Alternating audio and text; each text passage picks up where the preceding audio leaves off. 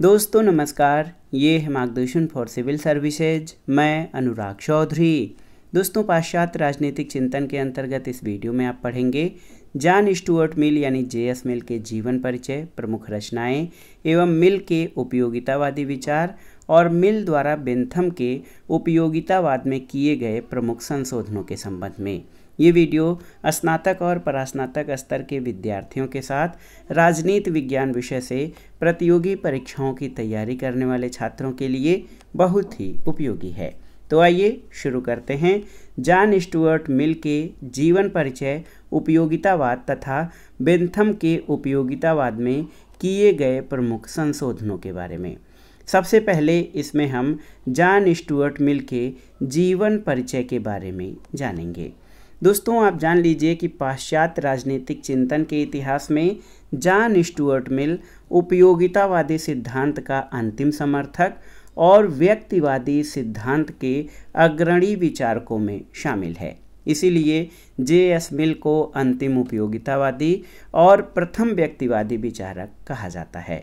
मिल ने उपयोगितावादी चिंतन की परंपरा को एक नया आयाम दिया। उसके विचारों में उपयोगितावाद, व्यक्तिवाद तथा उदारवाद का सुंदर और अद्भुत समन्वय देखने को मिलता है, जो कि उसे वेस्टर्न पॉलिटिकल थॉट यानी पाश्चात्य राजनीतिक चिंतन परंपरा में अनूठा स्थान प्रदान करता है। मिल के हृदय में स्वतंत्रता के लिए बेचैनी प्रारंभ से थी, जो आगे चलकर उसके ग्रंथों में मूर्त रूप लेकर साकार होती है। विचार और अभिव्यक्ति की पूर्ण स्वतंत्रता का समर्थन करने के कारण मिल जो है मिल्टन तथा जेफरसन जैसे स्वतंत्रता के प्रबल समर्थकों की श्रेणी में शामिल हो जाता है। तो जैसा कि आप जानते हैं, मिल अंतिम उपयोगितावादी और प्रथम व्यक्तिवादी विचारक है और इसने बेंथम से प्रभावित होने के कारण उपयोगितावाद का समर्थन तो किया, लेकिन उसने बेंथम के उपयोगितावाद की मूल धारणाओं में संशोधन कर दिया। बेंथम के द्वारा सुख दुख को मानव जीवन का सबसे प्रमुख लक्ष्य माना गया था और बेंथम केवल सुखों में केवल मात्रात्मक अंतर को स्वीकार करता था, लेकिन मिल क्या करता है, मिल सुखों के आंतरिक और नैतिक पक्ष पर भी बल देता है। यानी मिल विभिन्न सुखों में मात्रात्मक भेद के साथ गुणात्मक भेद को स्वीकार करता है। इसके साथ ही वो बाहरी तत्वों को सुख दुख का स्रोत समझने के साथ मानवीय भावनाओं को सुख और दुख का स्रोत मानता है। आप जान लीजिए कि अधिकतम व्यक्तियों का जो अधिकतम सुख था, बेंथम इसे राजनीतिक क्षेत्र में लागू करना चाहता था, लेकिन मिल ने इसे नैतिक सिद्धांत के रूप में स्वीकार किया है। तो अंतिम उपयोगितावादी मिल के द्वारा उपयोगितावादी विचारधारा में ऐसे संशोधन कर दिए गए कि जिनसे उपयोगितावाद का स्वरूप पूरी तरह से बदल गया, लेकिन बेंथम के प्रति श्रद्धा, प्रेम और आदर के कारण वो अपने आप को उपयोगितावादी ही कहता है। तो आप जान लीजिए, मिल ने बेंथम के उपयोगितावाद में एक नया आयाम, आंतरिक पक्ष, गुणात्मक पक्ष और जो उसका नैतिक पक्ष था उसको शामिल किया। आइए मिल के जीवन परिचय के बारे में जानते हैं। दोस्तों, जे.एस. मिल का जन्म 1806 ईस्वी में लंदन में हुआ था। जे.एस. मिल के पिता का नाम जेम्स मिल था। उसके पिता उपयोगितावादी सिद्धांत के समर्थक थे, जिसका प्रभाव प्रारंभ से जे.एस. मिल के विचारों पर पड़ा। यानी जे.एस. मिल अपने पिता जेम्स मिल के उपयोगितावादी विचारों से बहुत प्रभावित था।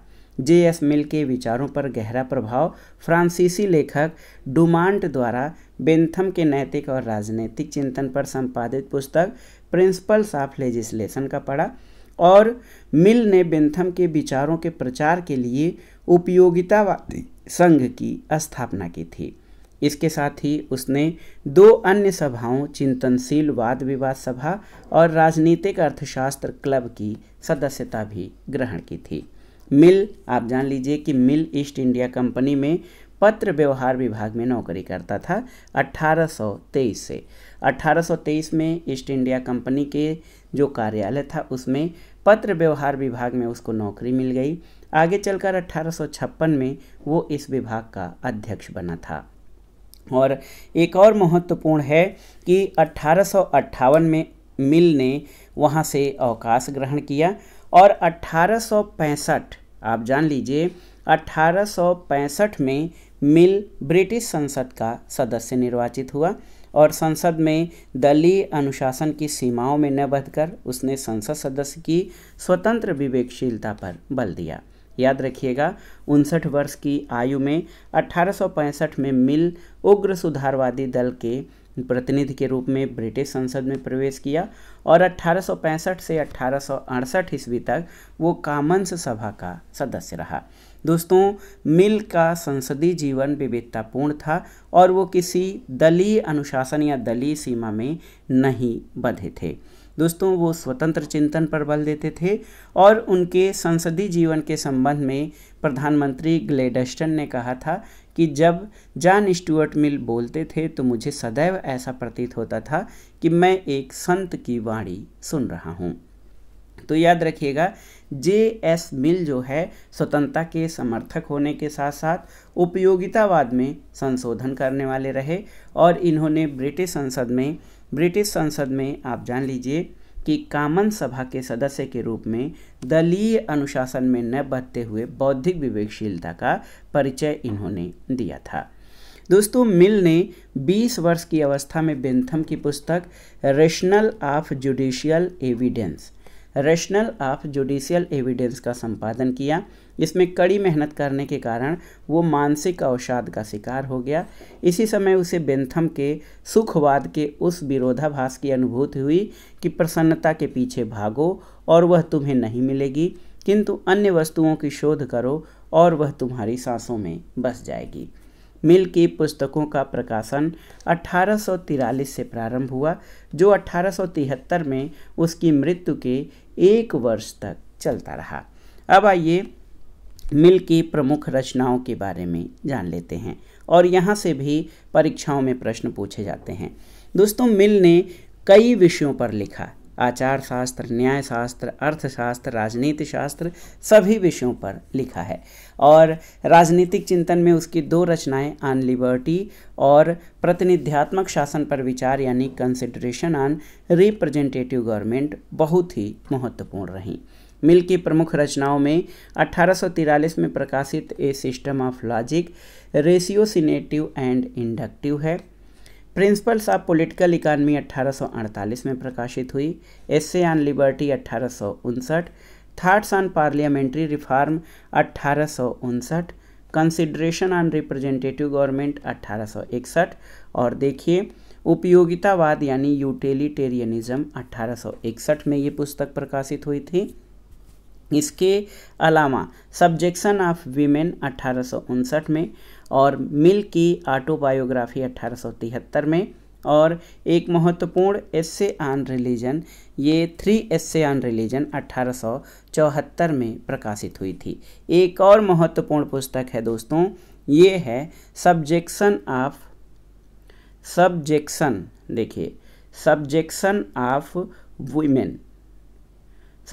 ऑफ वीमेन यानी स्त्री की पराधीनता, ये पुस्तक 1869 में प्रकाशित हुई। तो हमने जैसा कि पहले बताया ऑन लिबर्टी 1859 और जो है प्रतिनिध्यात्मक शासन पर विचार यानी कंसिडरेशन ऑन रिप्रेजेंटेटिव गवर्नमेंट जो 1860 में प्रकाशित हुई थी, राजनीति की दृष्टि से जे.एस. मिल की महत्वपूर्ण रचनाएं हैं।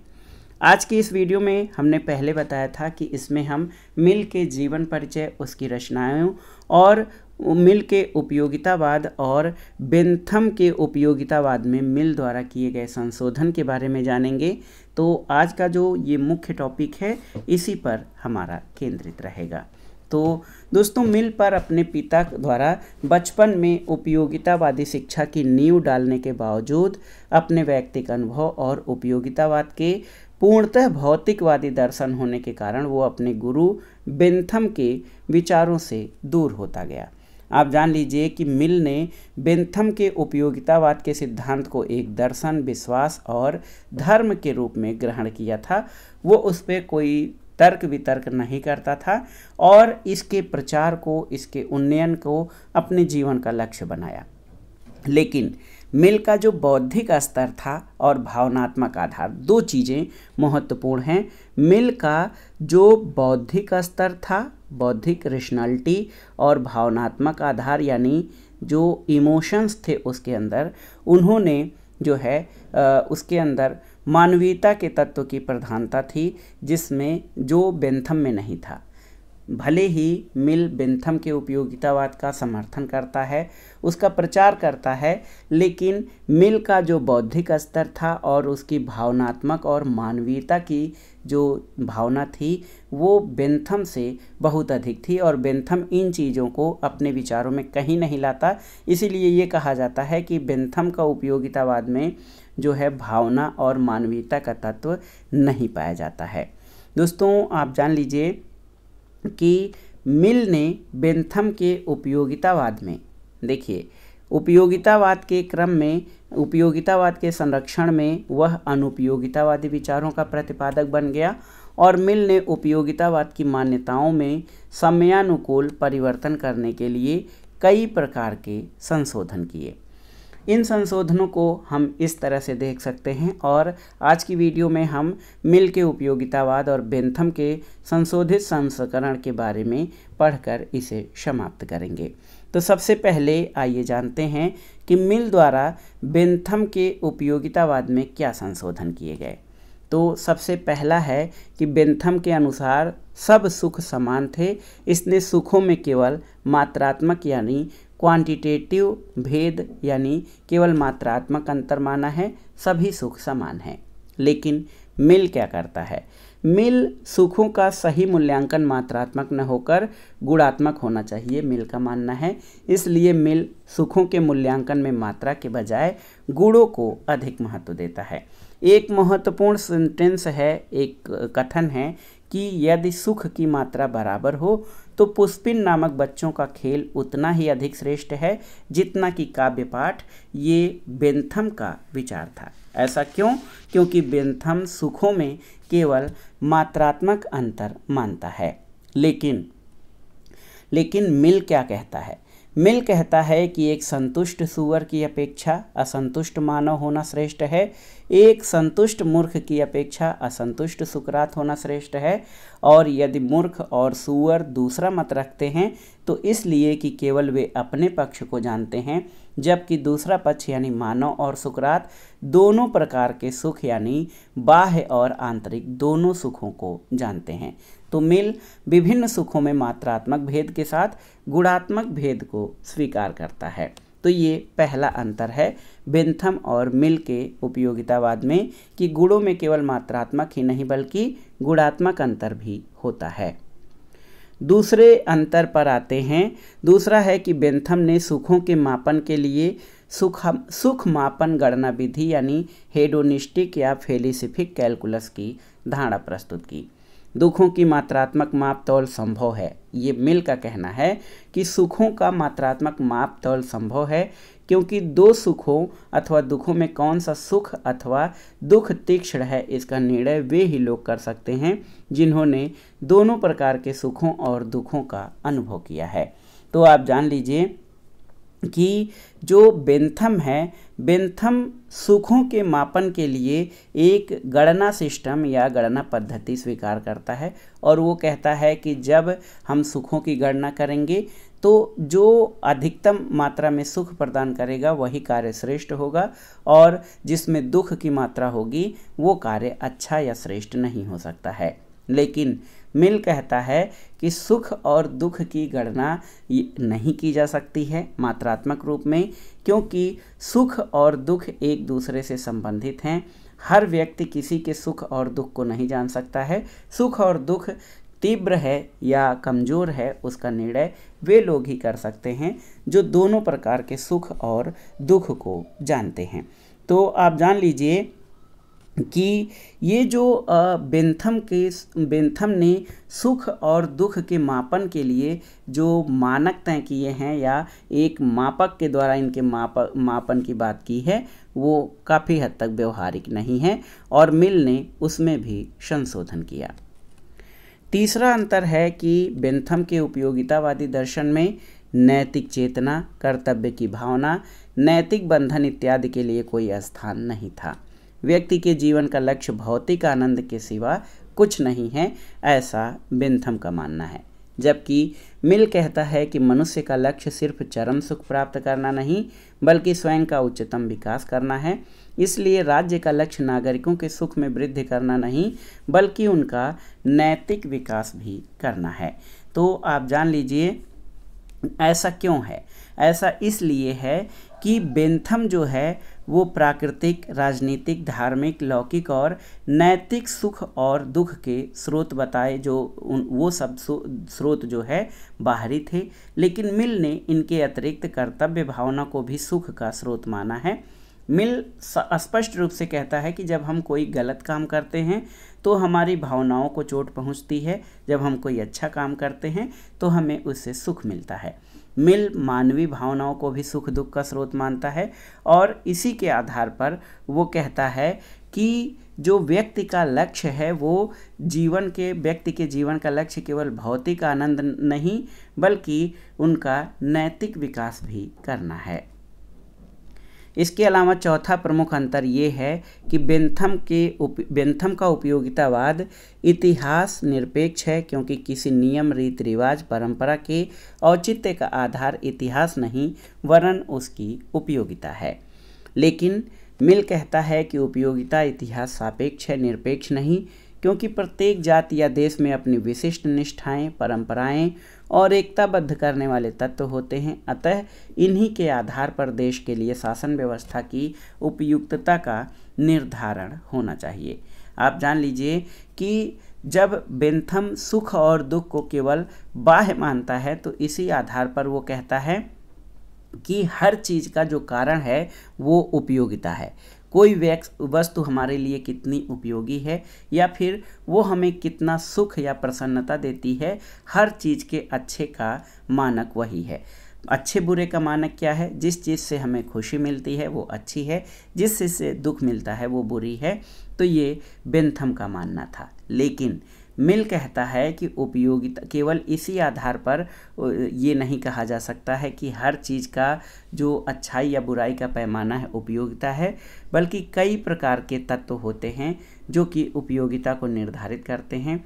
देश के लिए शासन व्यवस्था की उपयोगिता और सारी भावनाएं और सारी चीज़ें जो होती हैं वो भी महत्वपूर्ण होती हैं। बेंथम के उपयोगितावाद में ये माना जाता है कि सामाजिक संस्थाएं मानव हित का परिणाम है, जिसमें राज्य भी शामिल हैं, जबकि मिल कहता है कि राज्य सहित सभी सामाजिक संस्थाएं मानव हित के बजाय मानव इच्छा का परिणाम होती हैं। बहुत ही महत्वपूर्ण है दोस्तों। आप जान लीजिए कि जो सामाजिक संस्थाएं हैं मानव हित का परिणाम है, जिसमें राज्य शामिल है, ऐसा बेंथम का मानना है। लेकिन मिल ने मानव हित के बजाय मानव इच्छा को प्रमुखता दी है।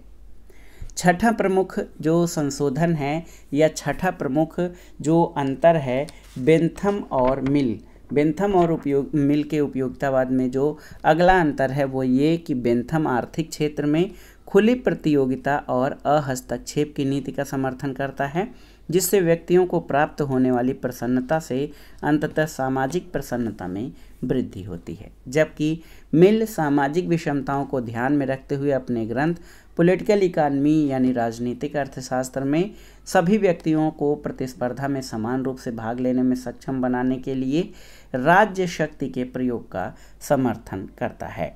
आप जान लीजिए कि सभी वस्तुओं के संबंध में बेंथम का दृष्टिकोण उपयोगितावादी है और इसी दृष्टिकोण के आधार पर बेंथम ने स्वतंत्रता और उपयोगिता में उपयोगिता को उच्च महत्व दिया है।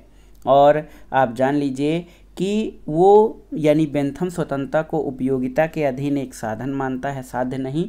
लेकिन मिल कहता है कि स्वतंत्रता स्वयं एक साधन है और निश्चित रूप में उपयोगिता की तुलना में अधिक मूल्यवान है। अगला अंतर है कि बेंथम उपयोगितावाद को हमेशा प्राथमिक महत्व पर रखता है और कहता है कि स्वतंत्रता जो है इसी पर निर्भर रहने वाली वस्तु है। आप जान लीजिए, बेंथम के अनुसार उपयोगिता प्राथमिक है, स्वतंत्रता द्वितीयक है और स्वतंत्रता उपयोगिता पर निर्भर होती है। जिस चीज़ की उपयोगिता अधिक है उसी में स्वतंत्रता निहित है। लेकिन आप जान लीजिए, मिल कहता है कि स्वतंत्रता प्राथमिक महत्व की वस्तु है और वो अपने आप में अंतिम वस्तु और उपयोगिता से भी अधिक महत्वपूर्ण है। मिल के अनुसार व्यक्तियों के व्यक्तित्व का विकास सर्वोपरि है और ये विकास स्वतंत्रता के बिना संभव नहीं है। अगर हम किसी व्यक्ति को स्वतंत्रता नहीं देंगे तो वो अपने व्यक्तित्व का और अपना नैतिक विकास नहीं कर सकता है। इसलिए मिल के अनुसार व्यक्तियों को स्वतंत्रता बहुत जरूरी है। स्वतंत्रता के संबंध में मिल का दृष्टिकोण नैतिकतावादी है, बेंथम का दृष्टिकोण उपयोगितावादी है और वो उपयोगितावाद को स्वतंत्रता पर अधिक महत्व देता है बेंथम, लेकिन मिल ने जो है स्वतंत्रता पर सर्वाधिक बल दिया है। लास्ट में जो अंतर है बेंथम और मिल के उपयोगितावाद में, आप जान लीजिए कि बेंथम ने वैयक्तिक हित और सामाजिक हित में एकता स्थापित करने के लिए शारीरिक, सामाजिक, धार्मिक और नैतिक 4 आधारों की बात की है। लेकिन मिल के अनुसार बाह्य दबावों के कारण वैयक्तिक और सामाजिक हित में एकता स्थापित नहीं हो सकती। दबावों के स्थान पर मिल ने अंतःकरण के तत्व को प्रधानता दी है। आप जान लीजिए कि बेंथम का उपयोगितावाद मात्र एक सुखवादी और भौतिकवादी धारणा है, लेकिन मिल ने इस भौतिकवादी धारणा में नैतिक तत्वों का समावेश किया है। मिल उपयोगितावाद के समर्थन का विचार लेकर चला था, लेकिन वो बेंथम से और अपने पिता जेम्स मिल से बहुत अधिक प्रभावित था। साथ ही उसकी बुद्धि इतनी तीव्र थी और अनुभव इतना व्यापक था कि उसने उनके सिद्धांतों की जो कमियां थीं उनको अच्छी तरह से देख लिया और मिल ने बेंथम के भौतिकतावाद की जगह विलियम वर्ड्सवर्थ, कॉलरिज, इनके जो भावनात्मक और मानवीय साहित्य थे और ऐसे नैतिक विचार थे उनसे प्रभावित होकर उसने उपयोगितावाद में बहुत ही महत्वपूर्ण परिवर्तन कर दिए और इसका परिणाम ये हुआ कि उपयोगितावाद का मूल स्वरूप जो बेंथम और मिल के अंदर हमें दिखाई देता है उसका मूल स्वरूप नष्ट हो गया। लेकिन एक और महत्वपूर्ण बात आप जान लीजिए, आपने पढ़ा भी होगा कि मिल और बेंथम के प्रति जो श्रद्धा और आदर की भावना थी वो उसके कारण जॉन स्टुअर्ट मिल उसके उपयोगितावाद से काफ़ी आगे निकल जाने के बाद भी अपने को उपयोगितावादी ही समझा और किसी नए सिद्धांत को जन्म नहीं दिया। तो एक प्रकार से आप देख सकते हैं दोस्तों कि जॉन स्टुअर्ट मिल बेंथम के शिष्य के रूप में उपयोगितावादी दर्शन को आगे बढ़ाने का जो प्रण किया था, बीड़ा उठाया था, वो आगे चलकर जब उसकी बुद्धि और भावनात्मक विकास ने बेंथम द्वारा प्रतिपादित उपयोगितावाद की कमियों को देख लिया और इसी आधार पर उसने उपयोगितावाद में संशोधन किया और मिल ने बेंथम के भौतिकवादी और बाह्य उपयोगितावादी विचार में आंतरिक और नैतिक तत्वों का समावेश करके इसे अधिक मानवीय और भावनात्मक बना दिया। तो दोस्तों ये था आज का वीडियो, जॉन स्टुअर्ट मिल के जीवन परिचय, उसके उपयोगितावादी विचार तथा बेंथम के उपयोगितावाद में मिल द्वारा क्या संशोधन किए गए इसके संबंध में महत्वपूर्ण वीडियो।